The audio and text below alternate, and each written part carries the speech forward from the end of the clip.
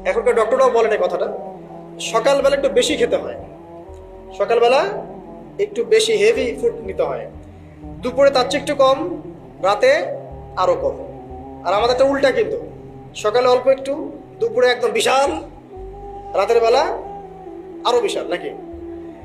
তো নিয়মটা হচ্ছে এই যে সকালে খেতে হয় বেশি, সারাদিন আপনাকে কাজ করতে হবে, সকালে আপনাকে বেশি হাইজেনিক ভালো ফুড খেতে হবে, দুপুরে তার চেয়ে একটু কম, আর রাতে তার চাইতে কম। এভাবে খেতে পারলে প্রফিটিক খাওয়া হবে ইনশাল্লাহ। আর খাবার আমাদের সুন্নাহ মতো খাওয়ার দরকার নেই, নবী সাল্লাল্লাহু আলাইহি ওয়াসাল্লামের সুন্নাহ মতো খায়। আমাদের সুন্নাহটা কেমন? আমরা 7 পেট খাই। কয় পেট? 7 পেট। যদি পেটের মধ্যে কিছু জায়গা ফাঁকা থাকে সেটাও কিছু মিষ্টি দিয়ে ঢুকায় সাবার করে ভর্তি করতে হবে, এটা চ্যালেঞ্জ, পেটটা ভর্তি করতে হবে। আর নবী সাল্লাল্লাহু আলাইহি ওয়াসাল্লাম খেতেন এভাবে যে পেটটাকে 3 ভাগ করতেন, 1 ভাগ খাবার খেতেন, 1 ভাগ তিনি পানীয় পান করতেন, আর 1 ভাগটা ফাঁকা রাখতেন।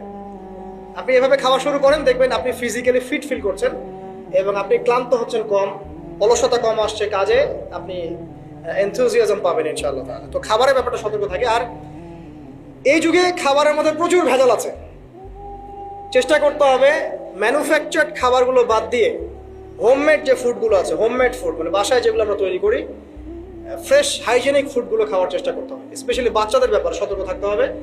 বাচ্চাদেরকে, তরুণদেরকে এমন কোনো খাবার খাওয়া যাবে না যে খাবারটা খেলে আপনি অসুস্থ হয়ে যান, আপনার স্ট্যামিনা কমে যায়, আপনি ফিজিক্যালি দুর্বল হয়ে পড়েন। এটা খুব খেয়াল রাখবেন।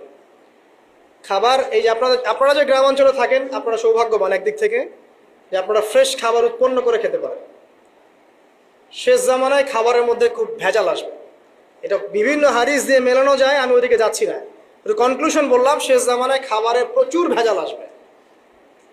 তো এই ভেজালগুলো থেকে দূরে থাকতে হলে আমাদেরকে হাইজেনিক ফুডের দিকে ফোকাস করতে হবে এবং প্রোডাক্ট খাবার উৎপন্ন করে খেতে পারলে খুব বেশি ভালো হয়, না পারলে রুট লেভেল থেকে খাবার নিয়ে আসতে হবে। আর অ্যাটলিস্ট ম্যানুফ্যাকচার যে খাবারগুলো বাজারে ঘোরাফেরা করে এইগুলো অ্যাভয়েড করতে হবে। দেখতে অনেক মুখরোচক লাগতে পারে, স্বাদ অনেক মজা হতে পারে, কিন্তু এগুলো শরীরের জন্য অনেক ক্ষতিকর। এতে করে আমাদের যুব সমাজ আস্তে আস্তে কিন্তু দুর্বল হয়ে যাচ্ছে।